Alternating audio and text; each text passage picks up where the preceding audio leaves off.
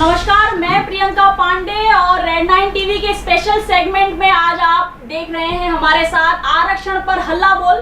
चर्चा की शुरुआत से पहले आपको अपने मेहमानों का परिचय हम आपको करा देंगे। आम आदमी पार्टी का नेतृत्व करने के लिए हमारे बीच मौजूद है प्रदेश प्रवक्ता संजीव वैद्य जी, हम आपका बहुत बहुत स्वागत करते हैं।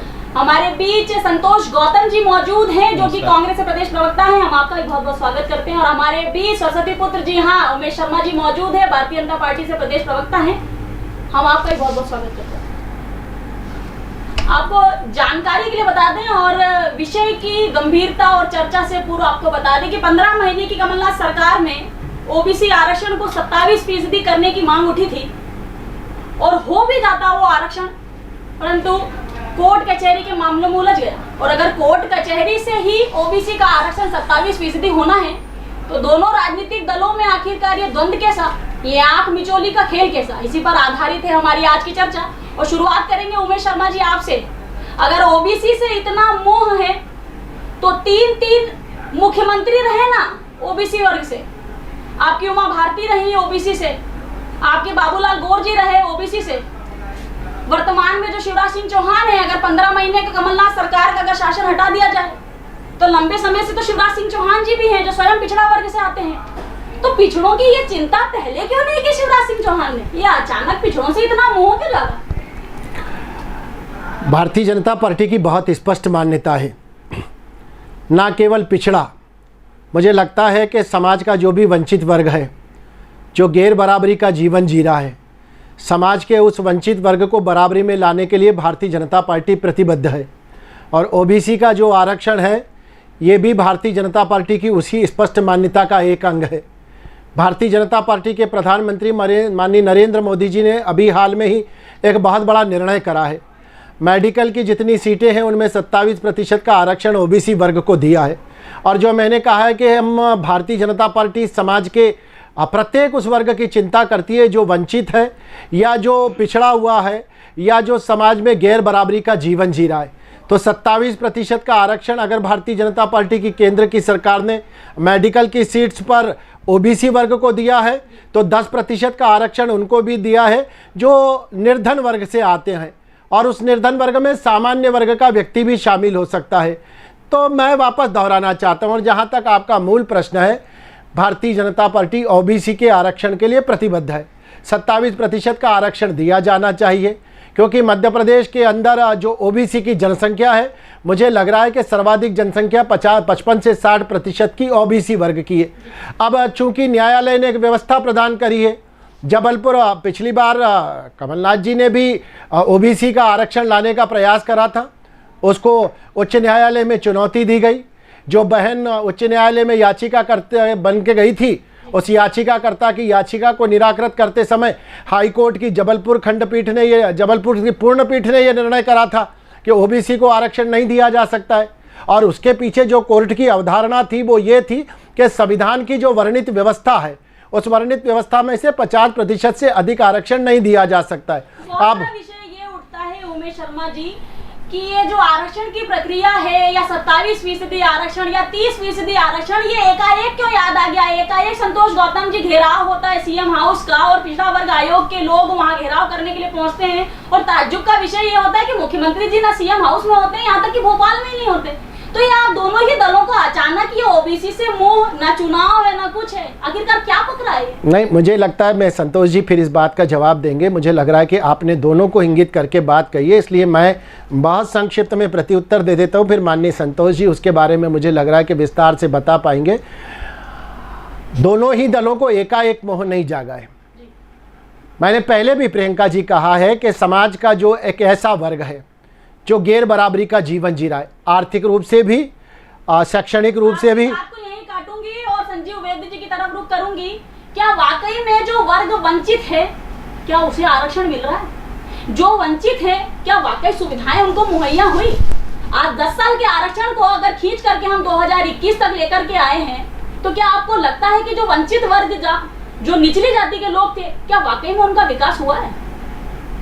देखिए, विकास तो हुआ है, लेकिन वास्तव में जैसा गांधी जी ने कहा था कि हम कोई भी शासन की योजना जब बनाते हैं तो पंक्ति के अंतिम छोर पर खड़े व्यक्ति को उसका लाभ मिलना चाहिए। अम्बेडकर साहब ने भी, बाबा साहब ने भी जो आरक्षण की व्यवस्था की थी 10 साल के लिए की थी, और उसमें ये भी कहा था कि अगर इस दौरान इन वंचित वर्गों का विकास नहीं होता है तो इसे हम 10 साल और बढ़ा सकते हैं। उसके बाद फिर पार्लियामेंट ने अपने अमेंडमेंट्स ला करके इसको बढ़ाते रहे। लेकिन आज भी वास्तव में अनुसूचित जाति और अनुसूचित जनजाति वर्ग के पूरे लोगों का विकास नहीं हो पाया है।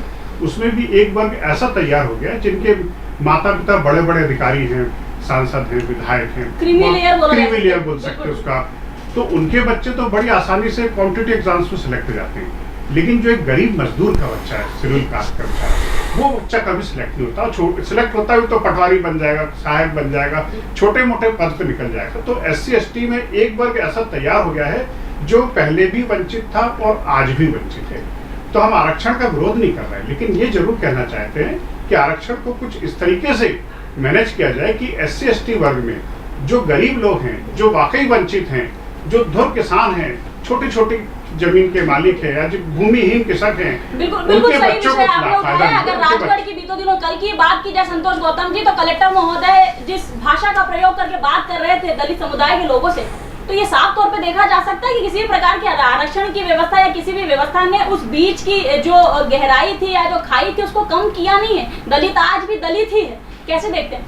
देखिए, मैं एक बात स्पष्ट कर देना चाहता हूं कि जो दलितों के प्रति जिस प्रकार का व्यवहार सदियों से समाज करता आया है वो पूरी तरह से असहनीय है। और प्रथम प्रधानमंत्री पंडित जवाहरलाल नेहरू ने इसीलिए बाबा साहब भीमराव अंबेडकर को संविधान से लेकर कानून मंत्री बनाए, संविधान बनाने की जवाबदारी दी, और उन्होंने दलितों के पक्ष में जो प्रावधान किए उसके कारण आज दलितों की स्थिति में काफ़ी सुधार आया, इसमें कोई शक नहीं है।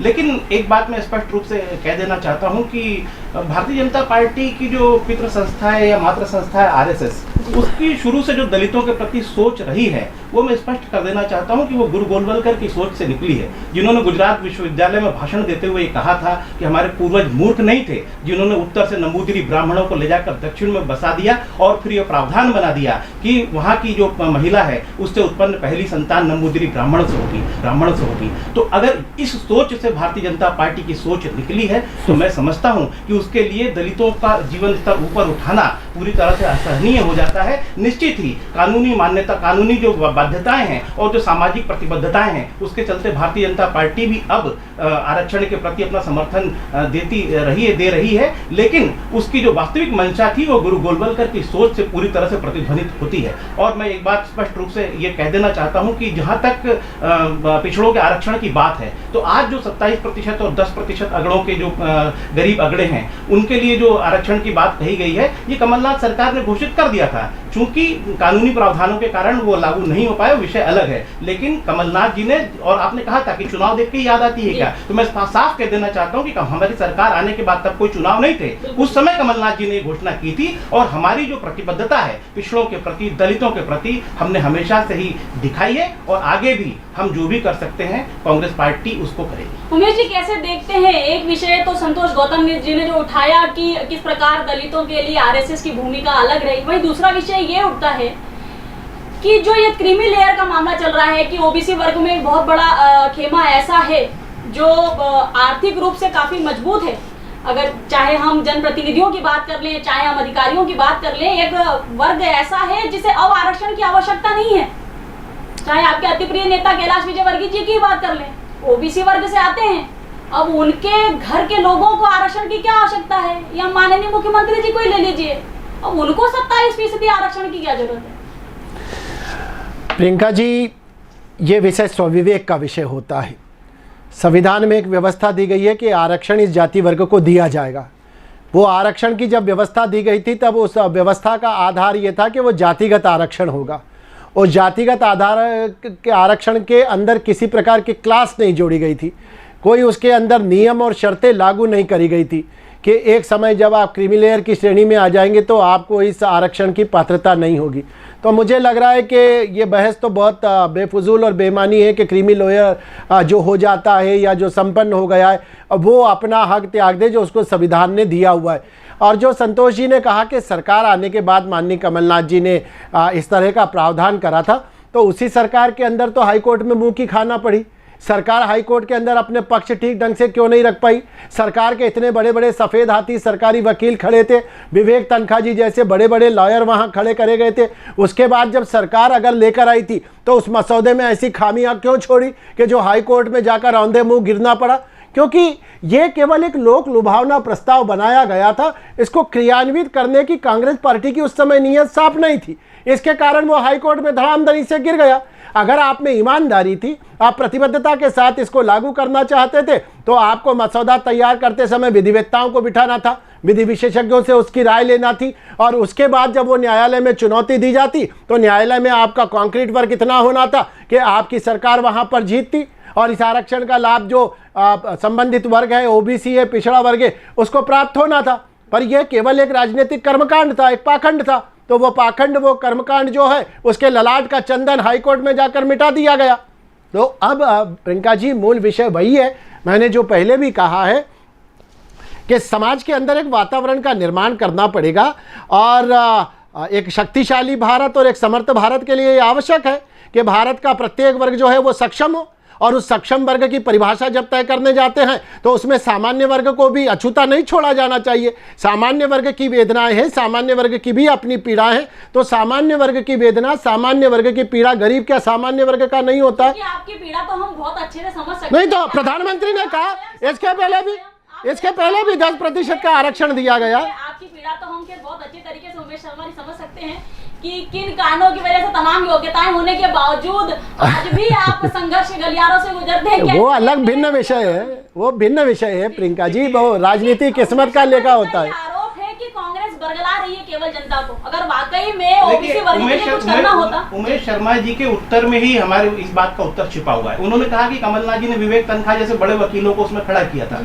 लेकिन कोर्ट के निर्णयों को हम प्रभावित नहीं करते। मैं रंजन गोगोई और पेगासस पे जाना नहीं चाहता हूँ कि कोर्ट के निर्णय किस तरीके से प्रभावित होते हैं और किस तरीके से एक रिटायर्ड जज को तुरंत राज्यसभा दे दी जाती है और किस तरीके से एक रिटायर्ड जज को तुरंत राज्यसभा दे दी जाती है और जिस तरीके से राफेल में क्लीन चिट दी गई। तो मैं उन बातों पर नहीं जाना चाहता हूं क्योंकि ये विषय अलग हो जाएगा। लेकिन कोर्ट के निर्णयों को प्रभावित न करने के बावजूद हमने जो मजबूत पैरवी वहां हाई कोर्ट में की, लेकिन दुर्भाग्य से फैसला पिछड़ों के हित में नहीं आया। लेकिन कमलनाथ जी ने अपनी प्रतिबद्धता बता दी थी। लेकिन फिर मैंने कहा कि दरअसल हाथी के दांत कुछ और होते हैं दिखाने के और खाने के कुछ और होते हैं। तो भारतीय जनता पार्टी केवल अगड़ों के वोटों से चुनाव नहीं जीत सकती। इसलिए एक मिनट प्रियंका जी, मेरी बात पूरी हो जाने दीजिए। उमेश जी ने लंबा समय लिया, 1 मिनट का समय और लूंगा। तो मैं ये कहना चाहता हूं कि हाथी के दांत कुछ और, खाने के कुछ और होते हैं, दिखाने के कुछ और होते हैं। तो भारतीय जनता पार्टी चूंकि केवल एक वर्ग या 2 वर्गों के आधार पर ये चुनाव नहीं जीत सकती, इसलिए उसको दलितों या पिछड़ों के समर्थन में खड़े रहते दिखना मजबूरी है। लेकिन उसकी असली सोच वही है जो आरएसएस के गुरु गोलवलकर की थी, और मैं डंके की चोट पर कहता हूं। और इसी कारण राष्ट्रीय स्वयंसेवक संघ का एक भी सरकार्यवाह आज तक कोई दलित नहीं हुआ है। राष्ट्रीय स्वयंसेवक संघ का एक भी सरकार्यवाह आज तक कोई दलित नहीं हुआ है। तो ये असली मुद्दा है और ये असली बात है। जो सोच झलकती है आरएसएस की, वो पूरी तरह से दलित और पिछड़ा विरोधी है। और कांग्रेस का जहां तक इतिहास है, पूरा देश जानता है कि कांग्रेस ने किस तरीके से दलितों और पिछड़ों के लिए काम किया है। उमेश शर्मा जी कैसे जवाब देंगे? बहुत बड़ा आरोप लगा दिया बैठे बिठाई आप। मुझे लग रहा है कि राष्ट्रीय स्वयंसेवक संघ को प्रमाण पत्र देने का संतोष जी का, चूंकि वो कांग्रेस पार्टी के नेता है, कांग्रेस पार्टी के उदाहरण, ये बहुत सारा विषय मुझे बता दीजिए। मुझे तो आप पूरी बात कर लीजिए। क्या होता है कि हम एक दूसरे के बीच में चिल्लाएंगे, शब्दों का ओवरलैपिंग होता है और श्रोता जो है वो कुछ, आप और भी कुछ कहना चाहें तो आप कर लीजिए। राष्ट्रीय स्वयंसेवक संघ का सरसंघचालक कौन होगा, ये जातिगत आधार पर तय करने की कभी पद्धति नहीं रही है।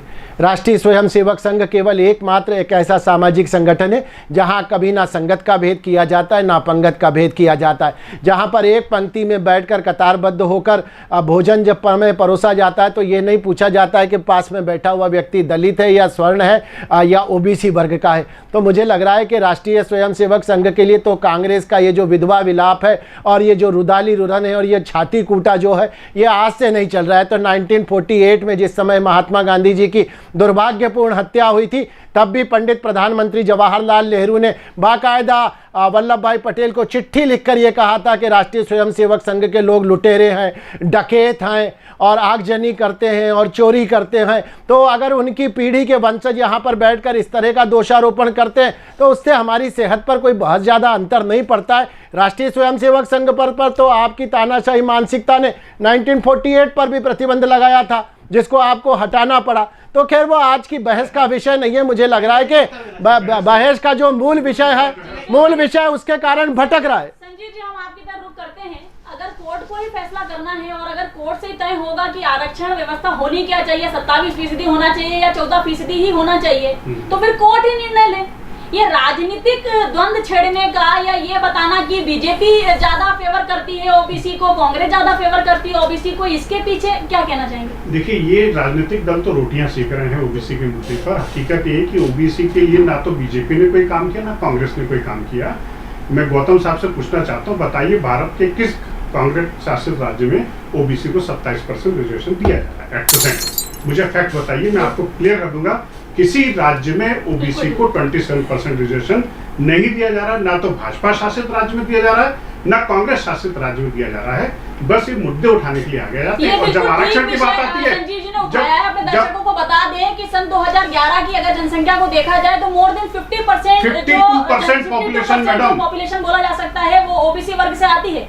अब दोनों ही दल जो है कोर्ट का सहारा लेकर के इसलिए बचने की कोशिश करते हैं क्योंकि अगर 27% आरक्षण ओबीसी का हो जाता है और सामने से अगर भाजपा या कांग्रेस ये बोलती है कि हम फेवरेबल हैं, तो जो अन्य दूसरी जाति के लोग जो बच जाते हैं कहीं ना कहीं उनके मन में हमेशा के लिए ये बात रह जाएगी कि भारतीय जनता पार्टी या कांग्रेस जो है वो केवल और केवल पिछड़े वर्ग को प्रमोट करती। कैसे देखते संतोष गौतम जी? देखिए, अभी जो इन्होंने प्रवक्ता जी ने जो बात कही आपके प्रवक्ता ने, तो मैं एक बात साफ कर दूं कि एक साथ सारे प्रावधान नहीं हो जाते हैं, धीरे धीरे आरक्षण को बढ़ाया। मैं बताना चाहूँ 1990 में बिंदेश्वरी प्रसाद मंडल कमीशन की रिपोर्ट आ चुकी थी 1990 और आज 2021 हो रहा है। मेरे ख्याल से इतना पर्याप्त समय होता है लोकतंत्र के लिए। आप मेरा उत्तर सुन लीजिए। सभी सरकारों ने समय समय पर, उसमें भारतीय जनता पार्टी की भी सरकारें रही हैं जिन्होंने समय समय पर धीरे धीरे प्रयास किए, कांग्रेस की सरकारों ने तो किए ही हैं, लेकिन उसके बावजूद जो पहली घोषणा हुई है वो कमलनाथ जी ने मध्य प्रदेश में की, कांग्रेस की सरकार थी। तो मैं ये कहना चाहता हूँ, मैं ये कहना चाहता हूँ, छत्तीसगढ़ के हम प्रवक्ता नहीं है।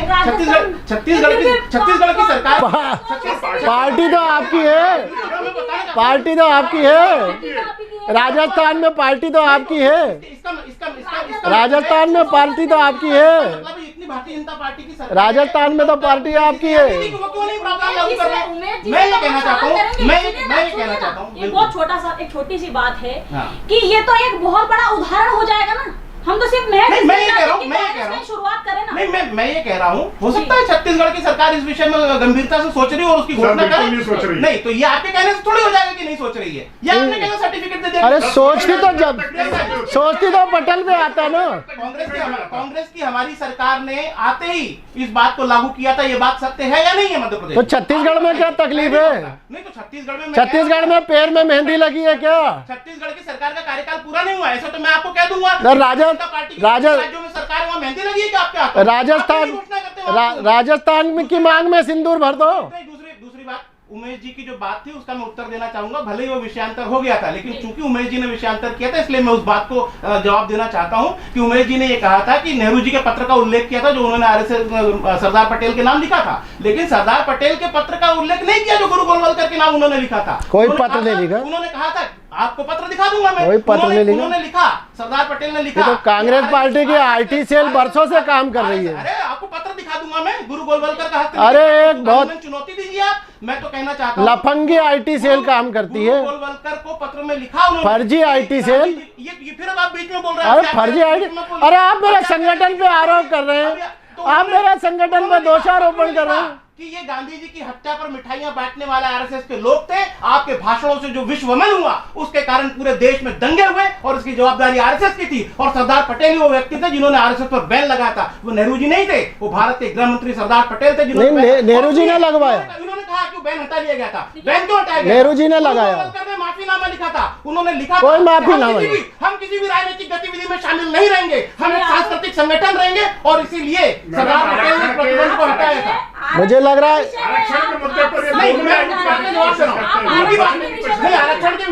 ये सोच की बात है, ये सोच की बात है। शासित राज्य में क्या कांग्रेस पार्टी 27% ओबीसी आरक्षण पर मुहर लगाएगी? बिल्कुल। अगर शुरुआत मध्य प्रदेश की कमलनाथ सरकार की हुई तो कांग्रेस की सरकार थी। इसका मतलब कांग्रेस की सरकारें गंभीरता से इस बात के लिए सोच रही है। ये जवाब उमेश शर्मा जी को देना है कि क्या भारतीय जनता पार्टी की सरकार ये सोच रही है?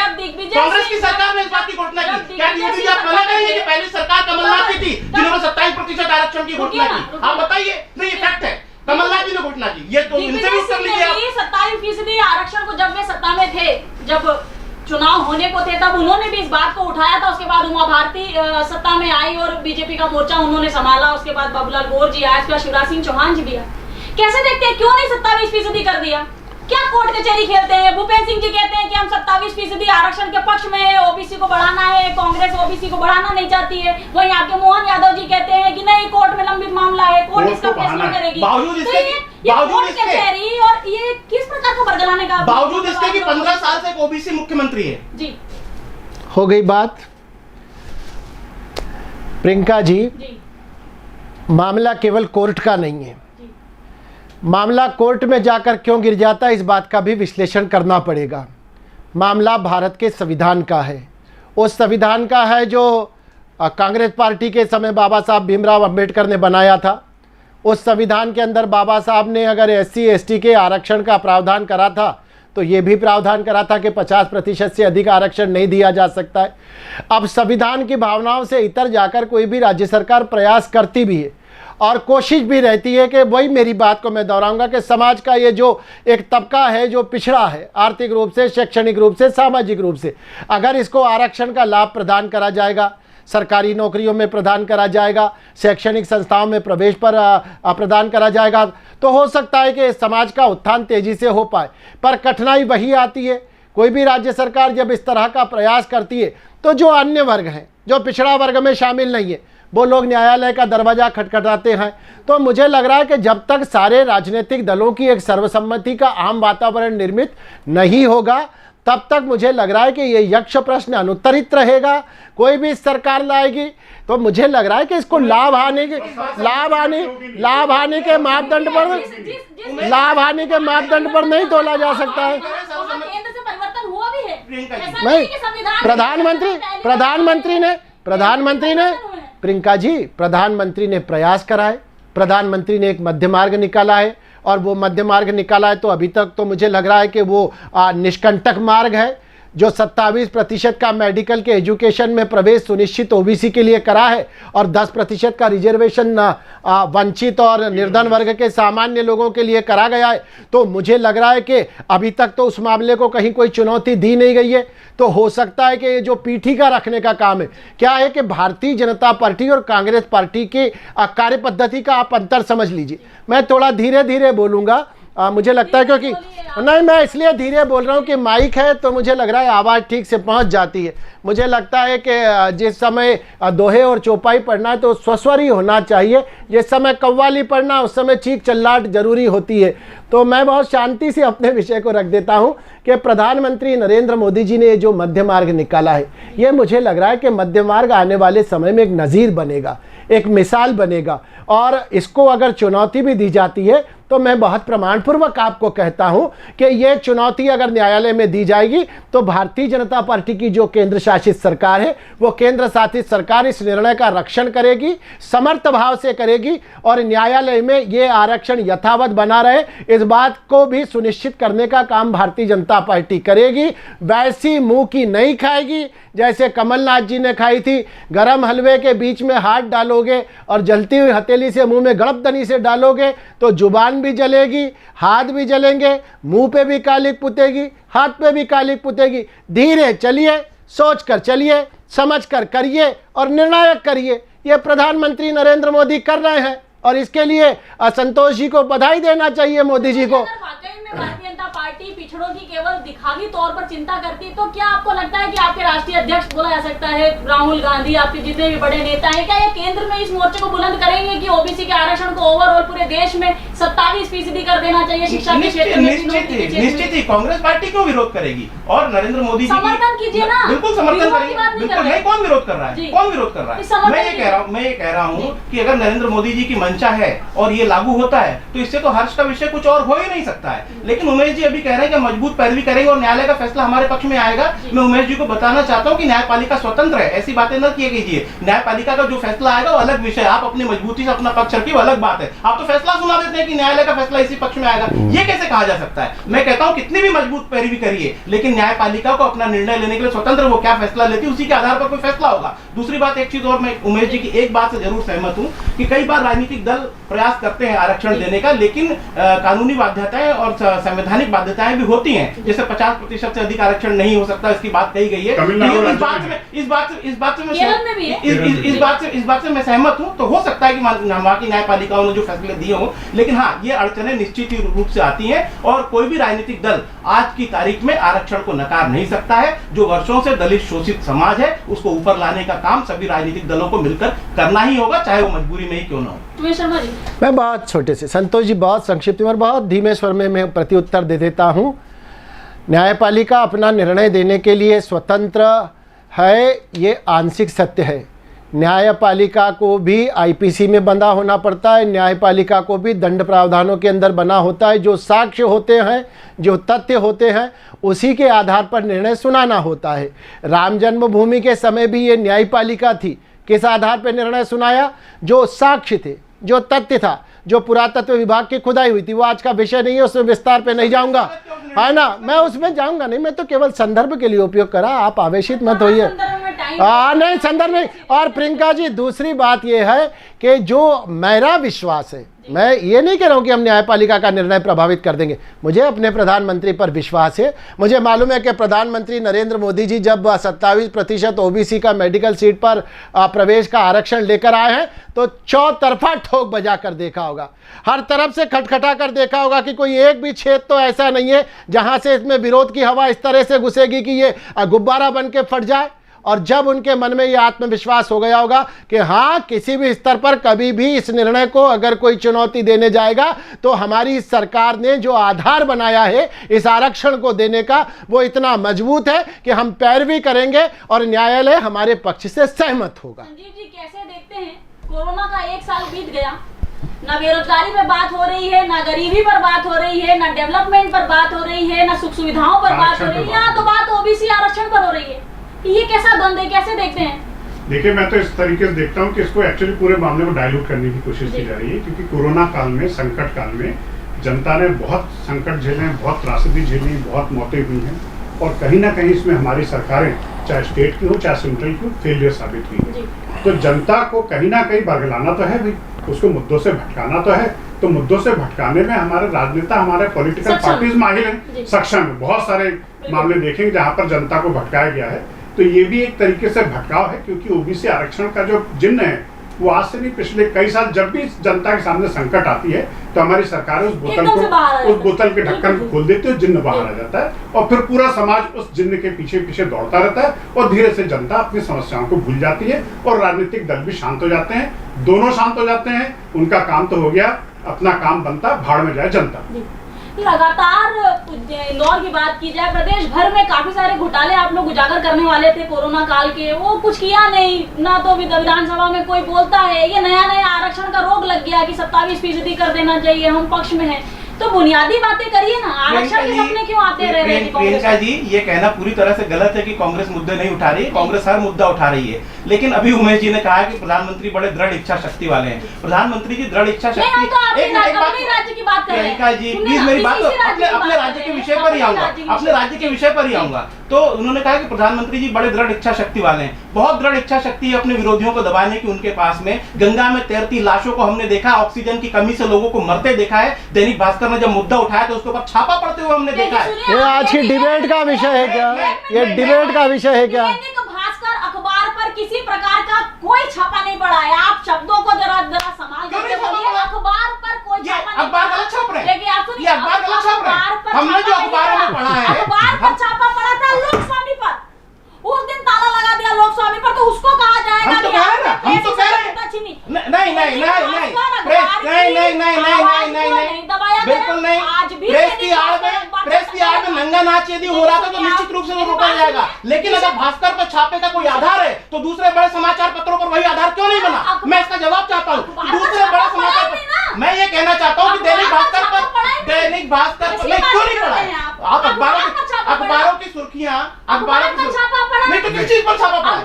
नहीं तो किस चीज पर छापा पड़ा है? दैनिक भास्कर के किस लिए? तो आप कारण बता दीजिए, आप कारण बता दीजिए, कारण बता दीजिए। कारण ये था कि उन्होंने छापा है, उन्होंने छापा है कि ऑक्सीजन की कमी से लोगों की मौतें हुई हैं। उन्होंने कोरोना काल की जो बातें थी उसको उजागर किया है, उन्होंने नरेंद्र मोदी के खिलाफ दंग कर खड़े रहने का साहस किया है, इसलिए उन पर छापा पड़ा है। मैं साफ कर देना चाहता हूं कि भारतीय जनता पार्टी की सरकार ने अन्य किसी पर छापा क्यों नहीं मारा? क्योंकि वो गोदी मीडिया के रूप में बड़े काम कर रहे थे, इसलिए उन्होंने छापा नहीं डाला है। लेकिन दैनिक भास्कर का छापे का मुद्दे को भटकाना बहुत आसान है। आप लेकर के दैनिक भास्कर पर चले गए, तो आपसे ये कह रहे थे कि आधारभूत विषयों पर दृढ़ इच्छा शक्ति की बात हो रही थी,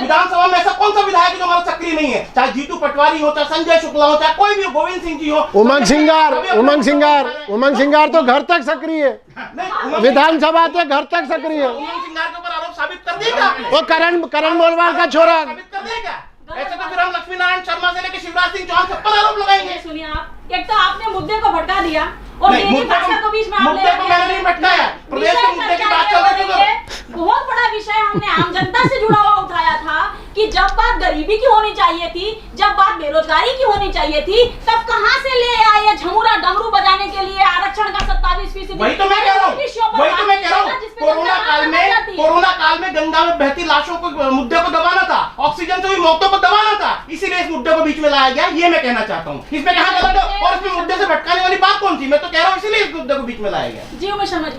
नहीं, मैं तो बहुत धीमे स्वर में शांति से और शालीनता से संतोष गौतम जी से एक बात पूछना चाहता हूं।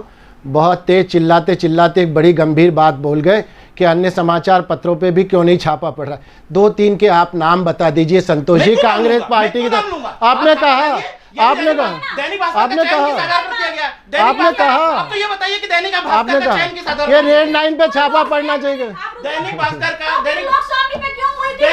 हनी ट्रैप के मामले में लोकस्वामी अखबार पर ताला लगाने का क्या तात्पर्य था? आप जीतू सोनी को उठा के जेल डाल देते। पूरे इंदौर को मालूम था, पूरे इंदौर को मालूम था कि अखबार की आड़ में वहाँ क्या कार्रवाई चल रही है। आपको भी पता था, उमेश शर्मा जी को पता था कि वहाँ पे क्या कार्रवाई? मुझे नहीं पता था, काम होते थे और मुझे नहीं पता। कमलनाथ जी के आह्वान जो किया था साफ, उसका एक अंग था। और यदि दैनिक भास्कर पर छापा यदि केवल बरगलाने का नहीं, बिल्कुल नहीं। कमलनाथ जी की सरकार में माफियाओं पर कार्रवाई हुई, कमलनाथ जी के जितने निर्णय थे उनको अब एडॉप्ट कर रहे हैं शिवराज सिंह चौहान। चाहे सही बात है, संतोष गौतम जी ने जो बोला कि 27% जो आरक्षण की बात थी वो कमलनाथ लेकर के आए लंबे अरसे के बाद, क्योंकि भारतीय जनता पार्टी की सरकार चल रही थी, 15 महीने की सरकार बनी कमलनाथ सरकार की कांग्रेस की, तो ये नया मुद्दा आया कि 27% आरक्षण हो जाना चाहिए, माफियाओं पर कार्रवाई होनी चाहिए। अब इन सारी चीजों को एडॉप्ट किया शिवराज सिंह चौहान जी ने, अब वो भी माफियाओं पे कार्रवाई करना चाहते हैं, जिंदा जमीन में गाड़ देना चाहते हैं, 27% आरक्षण चाहते हैं। वो बात अलग है कि करवाना कोर्ट से ही है, खुद को करना नहीं है। कैसे देखते हैं?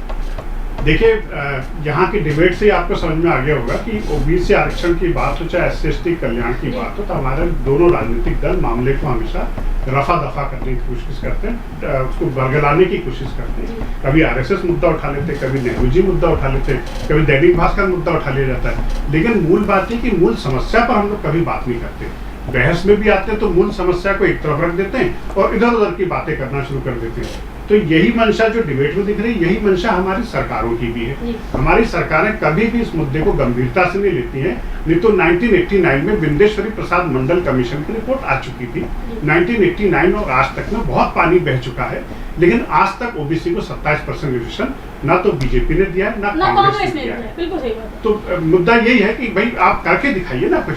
बार 7 सालों की आपकी सरकार हो गई, सालों से उनका राज चल रहा था कांग्रेस का, दोनों केंद्र में स्थापित सरकारें, बावजूद उसके 27% आरक्षण हुआ नहीं। तो कोर्ट से करना है, फिर घूम फिर के वहीं आ जाएंगे कि करना कोर्ट को ही है, तो क्यों जबरदस्ती झंडा लेके घूम रहे हैं कि हम भी ओबीसी के समर्थक हैं, हम भी ओबीसी के समर्थक हैं? उमेश जी, एक तो संजीव भाई की बात का जवाब दे दूं, वे बार बार बिंदेश्वरी प्रसाद मंडल रिपोर्ट की बात करते हैं। ये प्रयोग भी भारत ने करके देखा था ना, जिस समय विश्वनाथ प्रताप सिंह जी की सरकार हुआ करती थी और मंडल आयोग के कमीशन की जो सिफारिशें थी उसको लागू करने की बात आई थी, पूरा हिंदुस्तान आग में झुलस गया था। हिंदुस्तान के असंख्य नौजवानों ने आत्मदाह कर लिया था। इसी इंदौर क्रिश्चियन कॉलेज में महेश गोस्वामी ने ऊपर पेट्रोल डाल के अपने आप को जिंदा जला लिया था, बाद में वो मर गया था। तो ऐसा भी तो नहीं किया जा सकता है ना संजीव भैया। ये कौन सा तरीका है कि एक वर्ग को हम लाभ पहुंचाना चाहें और दूसरा वर्ग सामाजिक वैमनस्यता फैलाकर हम आरक्षण नहीं दे सकते। ये जातीय विभेद बढ़ाने वाला था। उस समय मैं स्टूडेंट लीडर था, यूनिवर्सिटी का वाइस प्रेसिडेंट था।